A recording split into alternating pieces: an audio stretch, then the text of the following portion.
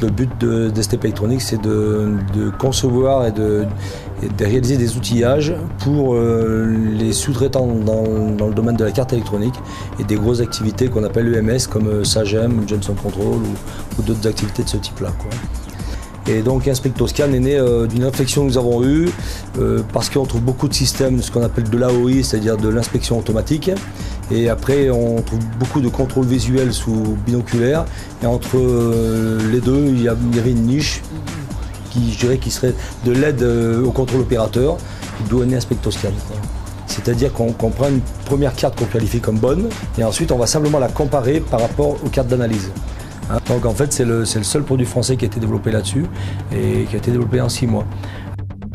Il y a une forte demande aussi bien chez des petites structures comme Electronic F6 ou alors dans des grosses structures comme Sagem pour contrôler tout ce qui est tête de série, prototype, et aussi chez des gens comme Schneider pour faire du contrôle d'entrée de cartes électroniques.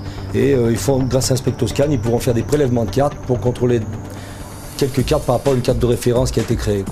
Vraiment pour faire de l'analyse, il n'y avait rien jusqu'à maintenant. Donc nous on a gardé l'idée du scan, qu'on va partir du premier composant de la nomenclature jusqu'au dernier composant de la nomenclature, en étant obligé par le système de passer tous les composants. Et en plus en pouvant créer des zones d'inspection qu'on rajoute dans la nomenclature. Alors qu'effectivement, à l'aide de Bino, en fait on peut très bien, même si on fait des chemins de couleur, parce qu'il y a des astuces qui résident à colorer le plan d'équipement, etc., on se fait des chemins. Mais il y a une possibilité d'oubli qui est assez importante. L'œil humain étant ce qu'il est, au bout d'un moment, on a du mal à voir les petites choses. Donc tout l'intérêt d'Inspectoscan, effectivement, c'est de ne rien oublier sur la carte. La partie aussi confort visuel, la partie plus ergonomique du travail, on est sur un écran, on n'a pas une carte dans les mains, c'est quelque chose de plus facile à utiliser. Notamment dans tout ce qui est spatial et militaire, où on doit contrôler des cartes à un certain grossissement.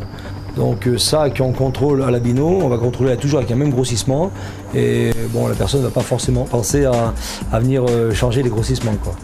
Pour faire la carte de référence, on va mettre à peu près un quart d'heure, 20 minutes, pour la même carte en carte d'analyse, où là on va travailler par correspondance entre deux images. Les retours qu'on a de gens comme Sagem ou autres structures avec qui on essaye d'avancer, on a un gain de QF10 entre un contrôle entre guillemets visuel et un contrôle Inspectoscan, ce qui est loin d'être négligeable. C'est pour ça qu'actuellement il y a un fort intérêt pour ce type de système.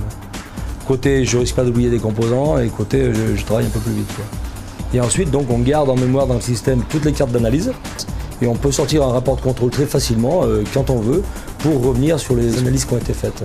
On a aussi une petite fonction SPC pour faire un petit peu de suivi qualité. Donc c'est un produit qui se prête vraiment bien à tout ce qui est contrôle de cartes, aussi bien pour des grosses structures que des toutes petites structures.